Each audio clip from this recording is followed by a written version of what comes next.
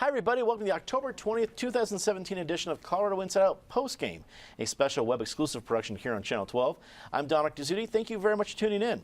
Let's get a quick take on Denver District Attorney Beth McCann announcing this week that her office will not file charges in the Denver East cheer team forced splits scandal. McCann stated that although the evidence shows the coach used bad judgment, this, in her belief, is not a prosecutable crime. Patty Cahoon from Westward, the videos from this have been very difficult to watch and have been on almost every media outlet that I can think of. So when people see that and then see Beth McCann's judgment of this is not, the charges will not be pressed, it's hard to put those two and two together, realizing there's a whole many different laws that can be considered here when it comes to a prosecutable crime. What did you think of Beth McCann's decision?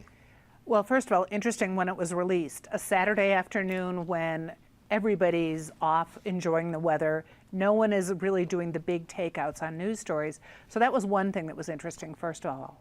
Secondly, you have a duty to report. I mean, in these days right now, when we're all talking about what constitutes sexual harassment, sexual assault, you have a duty, if you're in a position of trust, to report certain things. So arguably, the head of athletics, the vice principal at East High, who first heard about these things, also should have reported suspected crimes.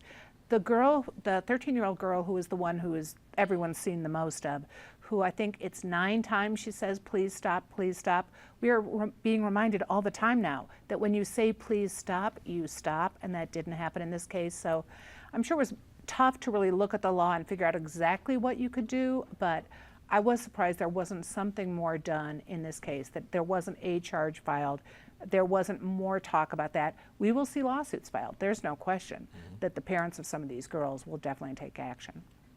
Roger Hudson, proprietor of the Hudson firm, also a political consultant, and a former PIO of the Attorney General. Sure. Now, while that's different than what we have as a district attorney, you're familiar of getting out there in front of a decision like this, having to go one way or the other. If you're I'm not sure if she has one, if you're at least consulting the PIO for Beth McCann, what kind of advice do you give when this kind of announcement comes down? Yeah, she does actually. She has a really good one. And that's actually what surprises me about this, is because this was really her first challenge with something that was so very topical, right? This was something that everybody was talking about. It had caught fire nationally. These videos were something you could look at and go, oh, that just makes my heart hurt, kind of thing. And she's been so quiet. When you compare that to Mitch Morrissey, where Mitch was always very upfront, very loud, made an argument not only in a courtroom but also in the public arena, she's been very mute on this, which makes me wonder how invested she was in this decision to begin with.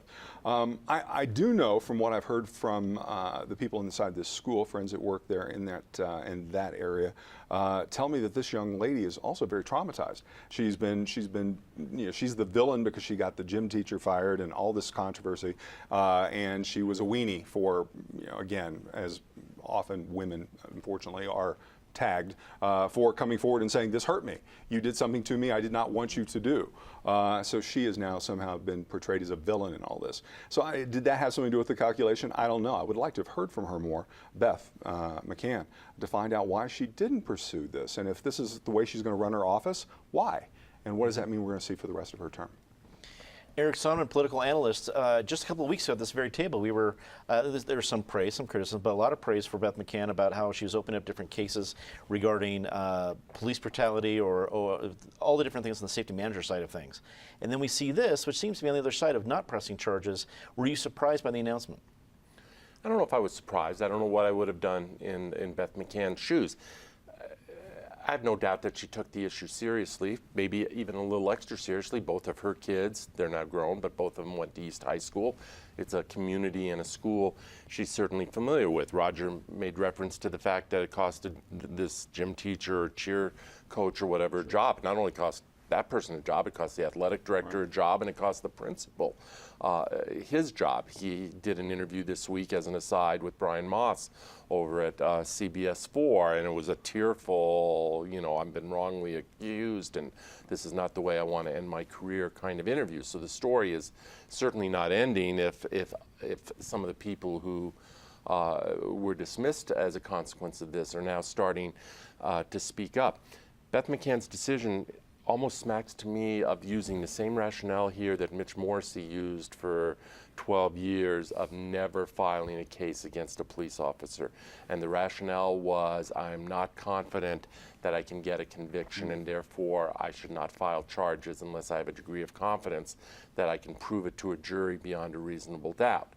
That's one standard. Morrissey was obviously criticized in many circles for always applying that standard and never trying a case, even if you try a case and lose the case, to try the case. And I think there is a school of thought here that something more should have been done here, and that there should have been more accountability beyond just the fact that some of these people lost jobs. Natasha Gardner, articles editor of 5280, rounding up the panel for us. You know, issues like this